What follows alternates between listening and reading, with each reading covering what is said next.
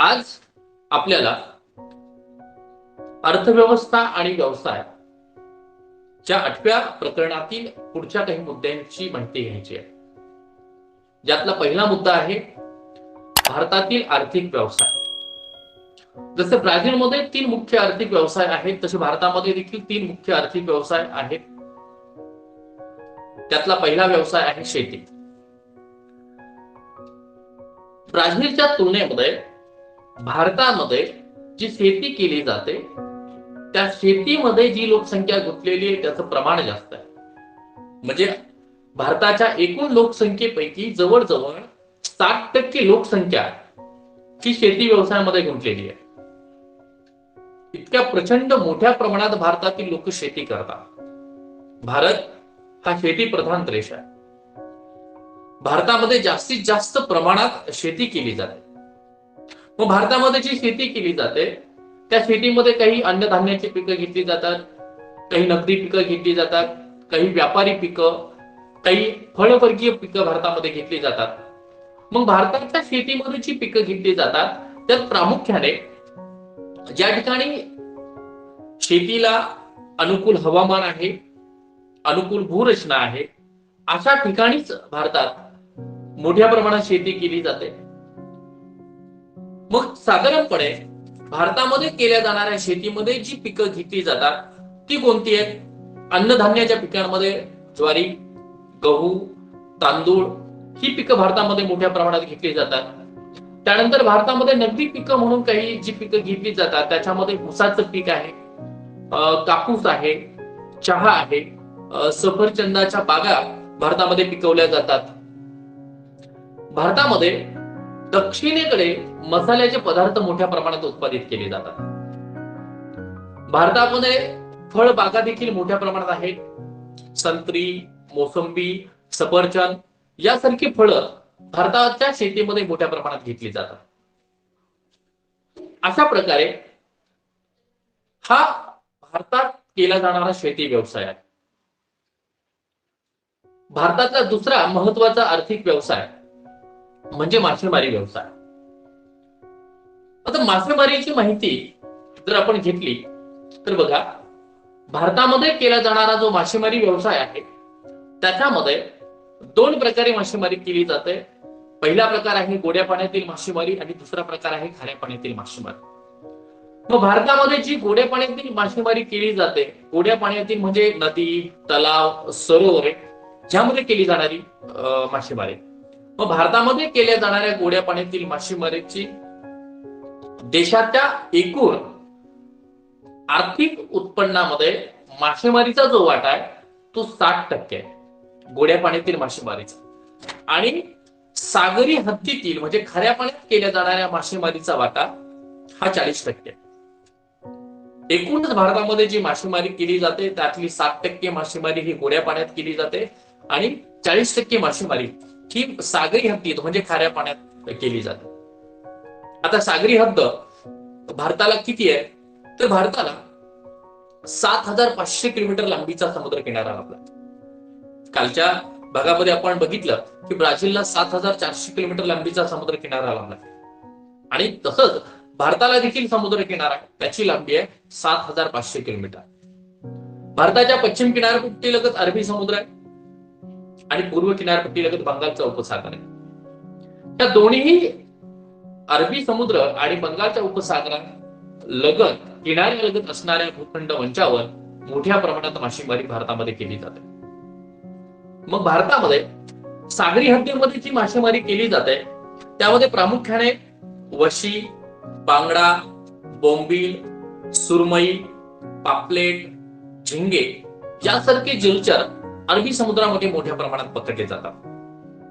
पूर्व किनारपट्टी लगत असणाऱ्या बंगालच्या उपसागरामध्ये शेवंडे, लबी, चतई आणि रावस सारखे मासे मोठ्या प्रमाणात मासेमारी व्यवसायामध्ये पकडले जातात. हे झालं सागरी हद्दीतील मासेमारीच्या बाबतीत. भारतात गोड्यापणे जी मासेमारी केली जाते ती नद्या, कालवे, जलाशय आणि तलावामध्ये केली जाते. ह्या मासेमारीमध्ये कटला, रोहू, चोपडा हे मासे मोठ्या प्रमाणात पकडले जातात. आणि हे गोड्या पाण्यातील मासेमारीचं जे प्रमाण आहे ते 60% आहे. मगाशीच मी तुम्हाला सांगितलं. मासेमारीनंतर भारतामध्ये तिसरा मुख्य व्यवसाय आहे खाणकाम व्यवसाय. खाणकाम व्यवसायाचा जर विचार केला तर भारतामध्ये पश्चिम दिशेला खाणकाम व्यवसायाचा विकास मोठ्या प्रमाणात झालेला आहे, ज्याच्यामध्ये छोट्या नागपूरचं पठार हे तर खनिजांचं भांडार म्हणूनच ओळखलं जातं. पूर्व महाराष्ट्र, छत्तीसगडमधील कोरबा या भागामध्ये मोठ्या प्रमाणात दगडी कोळशाच्या खाणी आहेत. आसाममध्ये दिग्बोई, महाराष्ट्राजवळ अरबी समुद्रामध्ये मुंबई हाय, गुजरातमध्ये कलोल, कोयाली या ठिकाणी खनिज तेलाच्या विहिरी बहुसंख्य आहेत. बंगालच्या उपसागरामध्ये गोदावरी नदीच्या मुखाजवळ काही प्रमाणात खनिज तेलाचे साठे आहेत. राजस्थानमध्ये संगमरवर आहे. आंध्र प्रदेशामध्ये कडप्पा या दगडाच्या खाणी आहेत. एकूणच भारतामध्ये वेगवेगळ्या राज्यांमध्ये वेगवेगळ्या प्रकारच्या खनिजांच्या दगडांच्या खाणी आहेत आणि यातूनच खाणकाम व्यवसायाचा विकास भारतामध्ये झालेला. 2016ची जर आपण आकडेवारी बघितली देशाच्या एकूण राष्ट्रीय उत्पन्नाची, तर ह्या आकडेवारीनुसार हा जो व्यापार, हे जे व्यवसाय भारतामध्ये केले जातात, त्या व्यवसायांचा 50% वाटा भारताच्या एकूण राष्ट्रीय उत्पन्नामध्ये. तर असे हे भारताच्या आर्थिक विकासामध्ये हातभार लावणारे महत्वाचे 3 आर्थिक व्यवसाय. त्यातला पहिला शेती, दुसरा मासेमारी आणि तिसरा व्यवसाय खाणकाम व्यवसाय. या 3 व्यवसायानंतर आता आपण आपल्या प्रकरणाच्या पुढच्या टप्प्याकडे बघू, तो म्हणजे उद्योगधंदे. व्यवसायानंतर आता आपल्याला ब्राझीलमध्ये केले जाणारे उद्योग आणि भारतामध्ये केले जाणारे जे उद्योग आहेत त्यांची माहिती घ्यायची. मग आता ब्राझीलमध्ये जे उद्योग केले जातात, जे उद्योगधंदे आहेत, त्याच्यामध्ये लोह पोलाद उद्योग, वाहन जोडणी उद्योग, खनिज तेलावर प्रक्रिया करणारे उद्योग, रासायनिक उत्पादन, सिमेंट निर्मिती उद्योग हे प्रामुख्याने ब्राझीलमध्ये केले जाणारे उद्योगधंदे आहेत. त्याचबरोबर काही पारंपरिक उद्योगधंदे देखील ब्राझीलमध्ये आहेत, ज्याच्यामध्ये साखर उद्योग, सुती कापड उद्योग, रेशीम, लोकर उद्योग हे देखील ब्राझीलमध्ये केले जाणारे पारंपरिक उद्योग आहेत. म्हणजे काही औद्योगिक उद्योगधंदे, काही पारंपरिक उद्योगधंदे ब्राझीलमध्ये जे केले जातात ते ईशान्य आणि पश्चिम दिशेला, च्या उद्योगांचं स्थानिकीकरण ईशान्य आणि पश्चिम दिशेला मोठ्या प्रमाणात झालं.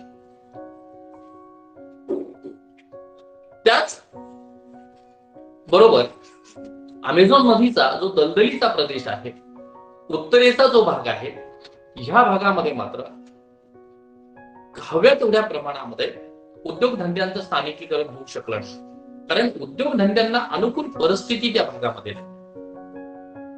ब्राझीलमध्ये केले जाणाऱ्या उद्योगधंद्यांबरोबरच आता भारतामध्ये देखील काही उद्योगधंदे जे केले जातात, ज्याच्यामध्ये काही पारंपरिक उद्योगधंदे आहेत आणि काही यांत्रिकीकरणावर आधारित उद्योगधंदे आहेत. ज्यामध्ये बघा, भारतामध्ये ज्या ठिकाणी कच्चा माल उपलब्ध होतो, ऊर्जा निर्मितीची साधनं आहेत, आर्थिक साधनं आहेत आणि ज्या उद्योगधंद्यांमध्ये उत्पादित होणाऱ्या मालाला जी मागणी आहे, याला अनुसरून भारतातल्या उद्योगधंद्यांचं वितरण झालेलं आहे आणि हे वितरण असमान आहे. भारतामध्ये उद्योगधंद्यांचं जे वितरण आहे त्या सगळ्या कारणांमुळे असमान आहे. काही भागामध्ये मोठ्या प्रमाणात उद्योगधंद्यांचं केंद्रीकरण झालंय, तर काही भागामध्ये अगदी कमी प्रमाणामध्ये उद्योगधंदे आहेत. मग भारतामध्ये जे उद्योगधंदे आहेत त्याच्यामध्ये बघा, झारखंड, ओडिसा, छत्तीसगड, मध्य प्रदेश, त्याचबरोबर राजस्थानचा काही भाग, कर्नाटक, तामिळनाडू ह्या राज्यांमध्ये धातू खनिजांचे साठे हे मोठ्या प्रमाणात. आता एकूणच जर आपण बघितलं तर हे आपल्याला पूर्व किनारपट्टी लगत आणि ईशान्येकडे जास्त प्रमाणात केंद्रित झालेले दिसत आहेत. बहुतांश पोलाद निर्मितीचे उद्योग हे याच भागामध्ये केंद्रित झाले. त्याचबरोबर दामोदर महानदी खोऱ्यातील जलविद्युत, आणि अनेक औष्णिक विद्युत केंद्रांकडून ह्या उद्योगधंद्यांना स्वस्त आणि मोठ्या प्रमाणात वीज उपलब्ध होते.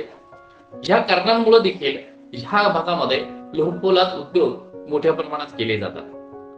त्यानंतर राजस्थानमध्ये तांबे, शिसे, जस्त, कर्नाटकमध्ये लोहपोलाद उद्योग, त्याचबरोबर मॅंगनीज, अॅल्युमिनियम, तामिळनाडूमध्ये अॅल्युमिनियम या खनिजाचे उद्योगधंदे मोठ्या प्रमाणात आहेत. भारतामध्ये शेतीवर आधारित देखील काही उद्योगधंदे आहेत, ज्याच्यामध्ये कापूस, ताग, साखर हे उद्योग आहेत. महाराष्ट्रामध्ये आणि उत्तर प्रदेशमध्ये साखर उद्योग मोठ्या प्रमाणात केंद्रित झालेले. पश्चिम बंगालमध्ये ताग उद्योग आहे. त्याचबरोबर भारतातल्या वेगवेगळ्या राज्यांमध्ये वन प्रदेशांजवळ कागद उद्योग, प्लायवूड, आग पेट्या, राळ, लाख, त्यानंतर लाकडी वस्तूंची निर्मिती करणारे उद्योग मोठ्या प्रमाणात केंद्रित झालेले आहेत. कोकण, केरळच्या किनारपट्टीच्या प्रदेशामध्ये काथ्या, फळ प्रक्रिया आणि मासळी प्रक्रिया या उद्योगांचं केंद्रीकरण झालेलं आहे. तर हे काही शेतीवर आधारित उद्योगधंदे होते. त्याचबरोबर भारतामध्ये काही तेल शुद्धीकरण केंद्र आहे, ज्याच्यामध्ये कोयाली, दिग्बोई, नुनमती आणि बोनगाईगाव हे तेल शुद्धीकरण केंद्र भारतामध्ये आहे. त्याचबरोबर भारतामध्ये काही राज्यांमध्ये सिमेंट उद्योग आहेत. सिमेंट निर्मितीच्या उद्योगांचं देखील केंद्रीकरण झालेलं आहे. गुजरात, राजस्थान, तामिळनाडू ह्या राज्यांमध्ये मिठागृह आहेत. मिठाचं उत्पादन मोठ्या प्रमाणात ह्या राज्यांमध्ये केलं जातं.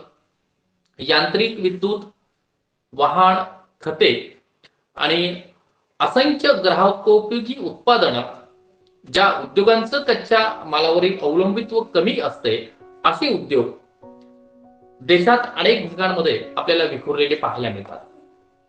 तर एकूणच भारतामध्ये जे आर्थिक व्यवसाय केले जातात, त्याच्यामधला पहिला व्यवसाय आहे शेती व्यवसाय, दुसरा व्यवसाय मासेमारी व्यवसाय आणि तिसरा व्यवसाय आहे तो म्हणजे खाणकाम व्यवसाय. ह्या तीन उद्योगांचा भारताच्या राष्ट्रीय उत्पन्नातला वाटा देखील मोठा आहे. यानंतर प्रकरणाचा पुढचा मुद्दा आहे तो म्हणजे व्यापार. भारतामध्ये आणि ब्राझीलमध्ये जो व्यापार केला जातो तो कशा प्रकारचा आहे हे आपल्याला ह्या मुद्द्यामध्ये कळणार आहे. त्याचबरोबर ह्या दोन्ही देशांमध्ये आयात निर्यात केली जाते. च्या आयात निर्यातीचं प्रमाण कसं आहे हे देखील आपल्याला इथे कळणार आहे. मग सुरुवात आपण ब्राझील पासून करू. ब्राझील मधून प्रामुख्याने लोह खनिज, कॉफी, कोको, कापूस, साखर, केळी, संत्री ह्या खाद्यान्न वस्तूंची मोठ्या प्रमाणात निर्यात केली जाते. त्याचबरोबर यंत्रसामग्री, रासायनिक उत्पादने, खते, गहू, वाहने, खनिज तेल आणि वंगण या वस्तूंची ब्राझील हा देश आयात करत असतो. आता ह्या आयात निर्यातीसाठी ब्राझीलचे काही प्रमुख व्यापारी भागीदारी देश आहेत. मग ब्राझील कोणत्या देशांबरोबर व्यापार करतो, कोणत्या देशांबरोबर आयात निर्यात करतो, तर त्यातला पहिला आहे जर्मनी, अमेरिकेची संयुक्त संस्थाने, कॅनडा, इटली, अर्जेंटिना आणि सौदी अरेबिया आणि त्याचबरोबर भारत ह्या देशांबरोबर ब्राझील हा व्यापार आणि आयात निर्यात मोठ्या प्रमाणात करत असतो. ब्राझील बरोबरच भारत हा देश देखील काही वस्तूंची आयात करतो, काही वस्तूंची निर्यात करतो आणि काही व्यापारी भागीदारी आहे. मग ब्राझील प्रमाणेच भारत कोणत्या देशी वस्तूंची निर्यात करतो? प्रामुख्याने चहा, कॉफी, मसाल्याचे पदार्थ, कमावलेले कातडे, कापडी वस्तू, लोह खनिज, कापूस, रेशमी कापड आणि आंबे ह्या वस्तूंची भारत मोठ्या प्रमाणात इतर देशांना निर्यात करत असतो. जशी निर्यात करतो तसा भारत काही वस्तूंची आयात देखील करतो. मग भारत कोणत्या वस्तूंची आयात करतो? तर भारत तेल, त्याच्यामध्ये प्रामुख्याने पेट्रोलियम पदार्थ, त्याच्यानंतर यंत्रसामग्री, मोती, मौल्यवान खडे, सोने, चांदी, कागद आणि औषधे यांची भारत मोठ्या प्रमाणात आयात करतो. मग ह्या आयात निर्यातीसाठी भारता बरोबर व्यापारी भागीदारी असणारे काही देश आहेत, ज्याच्यामध्ये पहिला आहे युनायटेड किंगडम, नंतर आहे अमेरिकेची संयुक्त संस्थाने, जर्मनी, जपान, चीन आणि रशिया हे भारताचे व्यापारी भागीदारी देश आहेत. म्हणजे ह्या देशांबरोबर भारत प्रामुख्याने काही वस्तूंची आयात करत असतो आणि काही वस्तू त्या देशांना निर्यात देखील करत असतो. तर हे झालं व्यापार आणि आयात निर्यातीच्या बाबतीत. आता भारत व्यापार आणि आयात निर्यात ज्या देशांबरोबर करतो त्या देशांची एक संघटना जिला ब्रिक्स ह्या नावाने ओळखलं जातं. ब्रिक्स म्हणजे BRICS. हे 5 देश आहेत. त्या 5 देशांची मिळून ही ब्रिक्स नावाची संघटना तयार झालेली आहे. बी म्हणजे ब्राझील, आर म्हणजे Russia, I for India, C म्हणजे चायना आणि एस म्हणजे साऊथ आफ्रिका. या 5 देशांची मिळून ही ब्रिक्स संघटना तयार झाली आणि हे देश एकमेकांबरोबर व्यापारात भागीदारी देखील आहे आणि त्याचबरोबर वस्तूंची आयात निर्यात देखील मोठ्या प्रमाणात करत असतात. तर एकूणच या आपल्या भूगोल विषयातील हे जे 8वं प्रकरण आहे, अर्थव्यवस्था आणि व्यवसाय, या प्रकरणामध्ये आपण अनेक महत्वाचे मुद्दे अभ्यासले, ज्याच्यामध्ये पहिला मुद्दा होता स्थूल आंतरदेशीय म्हणजे राष्ट्रीय उत्पन्न. दुसरा मुद्दा हा व्यवसायाशी निगडित होता, त्याच्यामध्ये आपण सुरुवातीला ब्राझीलमध्ये केले जाणारे आर्थिक व्यवसाय, पहिला व्यवसाय शेती, नंतर खाणकाम आणि तिसरा व्यवसाय मासेमारी व्यवसाय, त्याची माहिती घेतली. त्यानंतर व्यवसायाशी निगडित भारतामध्ये जे आर्थिक व्यवसाय केले जातात त्यातला पहिला मुद्दा शेती, त्यानंतर मासेमारी आणि तिसरा व्यवसाय खाणकाम व्यवसाय. आपण ह्या 3 मुद्द्यांची तिथे चर्चा केली. त्याचबरोबर व्यापार ह्या 2 देशांचा कसा आहे, हे 2 देश कोणकोणत्या वस्तूंची आयात निर्यात करतात, ह्या 2 देशांचे व्यापाराचे आणि आयात निर्यातीचे भागीदारी देश कोणकोणते आहेत आणि त्याचबरोबर ब्रिक्स संघटना, त्या संघटनेमध्ये कोणते देश आहेत, या सगळ्या मुद्द्यांची सविस्तर चर्चा आपण ह्या भूगोलच्या 8व्या अर्थव्यवस्था आणि व्यवसाय ह्या प्रकरणामध्ये केली. अशा प्रकारे या ठिकाणी हे प्रकरण आपलं पूर्ण झालं. आता ह्या प्रकरणामध्ये आपल्याला स्वाध्याय दिलेला आहे. स्वाध्यायामध्ये काही प्रश्न आहेत, ते प्रश्न आणि त्या प्रश्नांची उत्तरं मी तुम्हाला सांगतोय. सगळ्यांनी काळजीपूर्वक ऐका आणि ह्या प्रश्नांची उत्तरं लक्षात ठेवा. पहिला प्रश्न आहे स्वाध्यायामधला, गाळलेल्या जागी योग्य शब्द भरा. पहिली गाळलेली जागा आहे भारताचे दरडोई उत्पन्न ब्राझीलपेक्षा कमी आहे कारण. पर्याय क्रमांक 1 कमी राष्ट्रीय उत्पन्न, 2 प्रचंड लोकसंख्या, 3 मोठे कुटुंब आणि चौथा पर्याय आहे अन्य धान्य कमतरता. या 4 पर्यायापैकी दुसरा पर्याय प्रचंड लोकसंख्या हा पर्याय बरोबर आहे आणि हे या प्रश्नाचं अचूक उत्तर आहे. भारताचं दरडोई उत्पन्न हे ब्राझीलपेक्षा कमी आहे कारण भारतामध्ये प्रचंड लोकसंख्या आहे. हे या प्रश्नाचं अचूक उत्तर आहे. पुढचा प्रश्न आहे, ब्राझील देशाची अर्थव्यवस्था ही प्रामुख्याने टिंब व्यवसायावर अवलंबून आहे. पर्याय क्रमांक 1 प्राथमिक, 2 द्वितीय, 3 तृतीय आणि चौथा पर्याय आहे चतुर्थ. या 4 पर्यायापैकी तिसरा पर्याय तृतीयक व्यवसाय हा बरोबर आहे. ब्राझील देशाची अर्थव्यवस्था ही प्रामुख्याने तृतीयक व्यवसायावर अवलंबून आहे. तृतीयक व्यवसाय हे उत्तर बरोबर आहे. तिसरी गाळलेली जागा, भारत व ब्राझील या दोन्ही देशांची अर्थव्यवस्था टिंब प्रकारची आहे. त्याचे पर्याय असे आहेत, 1 अविकसित, 2 विकसित, 3 विकसनशील आणि चौथा पर्याय आहे अतिविकसित. तर विकसनशील हे या प्रश्नाचं उत्तर आहे. भारत आणि ब्राझील या दोन्ही देशांची अर्थव्यवस्था ही विकसनशील स्वरूपाची आहे. उत्तर लक्षात ठेवा, विकसनशील हे या प्रश्नाचं उत्तर आहे. ह्या 3 गाळलेल्या जागेनंतर प्रश्न दुसरा आहे. खालील प्रश्नांची उत्तरे लिहा. त्यातला पहिला प्रश्न आहे, ब्राझीलच्या पश्चिम भागामध्ये खाणकाम व्यवसायाचा विकास अल्प का झालेला. आता ह्या प्रश्नाचं उत्तर आपल्याला काय लिहिता येईल? याचं कारण असं आहे, ब्राझीलचा जो पश्चिम भाग आहे हा अमेझॉन नदीच्या पात्रानं व्यापलेला आहे. अमेझॉन नदीच्या दुतर्फा घनदाट अरण्य आहे, दलदलीचा भाग आहे. वाहतूक आणि दळणवळणाच्या साधनांचा फारसा विकास नाहीये. वाहतुकीची जे मार्ग आहेत त्यांचा विकास झालेला नाहीये. दुर्गम भाग आहे. या सगळ्या कारणांमुळे ब्राझीलच्या पश्चिम दिशेला खाणकाम व्यवसायाचा फारसा विकास झालेला नाहीये. हे आपल्याला त्या प्रश्नाचं अचूक उत्तर लिहिता येईल. त्यानंतर दुसरा प्रश्न आहे, भारत आणि ब्राझील या देशात चालणाऱ्या मासेमारी व्यवसायातील साम्य आणि फरक कोणते? भारत आणि ब्राझील या 2 देशांमध्ये जो मासेमारी व्यवसाय केला जातो यामध्ये साम्य आणि फरक काय? साम्याचा एक मुद्दा आपल्याला असा सांगता येईल की भारत ह्या देशामध्ये सागरी हद्दीत म्हणजे खाऱ्या पाण्यामध्ये मोठ्या प्रमाणात मासेमारी केली जाते, तिचं प्रमाण 40% आहे.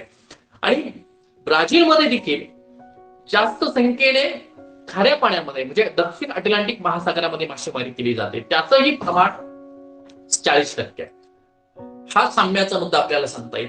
आणि फरक सांगायचा झाला तर फरकाचा एक मुद्दा आपल्याला असा सांगता येईल की भारतामध्ये जी मासेमारी केली जाते त्यातली 60% मासेमारी ही गोड्या पाण्यामध्ये केली जाते. आणि ब्राझीलच्या गोड्या पाण्यातील मासेमारीचा जर विचार केला तर फार कमी प्रमाणात ब्राझीलमध्ये गोड्या पाण्यात मासेमारी केली जाते, नाही म्हटलं तरी वावगं ठरणार नाही. हे 2 साम्य आणि फरकाचे मुद्दे आपल्याला ह्या प्रश्नाच्या उत्तरामध्ये लिहिता येतील.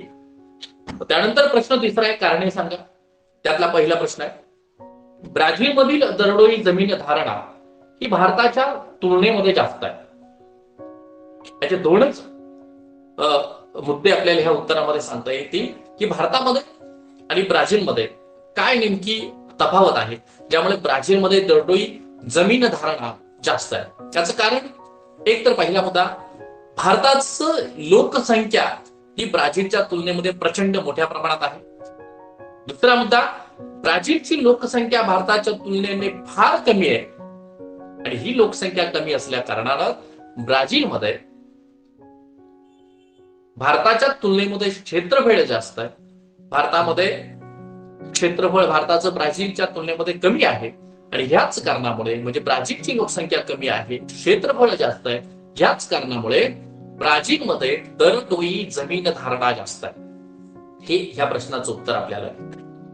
त्यानंतर पुढचा प्रश्न आहे, भारत व ब्राझील या दोन्ही देशांमध्ये मिश्र अर्थव्यवस्था. काय कारण आहे? कारण भारत आणि ब्राझील हे दोन्ही देश एकतर विकसनशील गटामध्ये मोडतात. ह्या दोन्ही देशांना प्राथमिक व्यवसायावर भर द्यावा लागतो, द्वितीयक व्यवसायावर भर द्यावा लागतो आणि तृतीयक व्यवसायांवर देखील देशाच्या राष्ट्रीय उत्पन्नामध्ये वाढ करण्यासाठी भर द्यावा लागतो. आणि ह्याच सगळ्या कारणांमुळे भारत आणि ब्राझील या दोन्ही देशांची अर्थव्यवस्था ही मिश्र स्वरूपाची आहे. म्हणजे काय तर भारत आणि ब्राझील या दोन्ही देशांमध्ये काही प्रमाणात उद्योगधंदे हे खाजगी व्यक्तींच्या मालकीचे आहेत आणि काही प्रमाणात हे सरकारच्या मालकीचे आहेत. म्हणूनच भारत आणि ब्राझीलमध्ये मिश्र स्वरूपाची अर्थव्यवस्था आहे. तर अपेक्षा करतो या सगळ्या प्रश्नांची उत्तरं आणि अर्थव्यवस्था आणि व्यवसाय या प्रकरणातील सगळे मुद्दे तुमच्यापर्यंत पोहोचले असतील. सगळे मुद्दे, सगळ्या प्रश्नांची उत्तरं तुम्हाला व्यवस्थित समजली असतील असं मी समजतो आणि या ठिकाणी आजचा हा भाग मी पूर्ण करतो.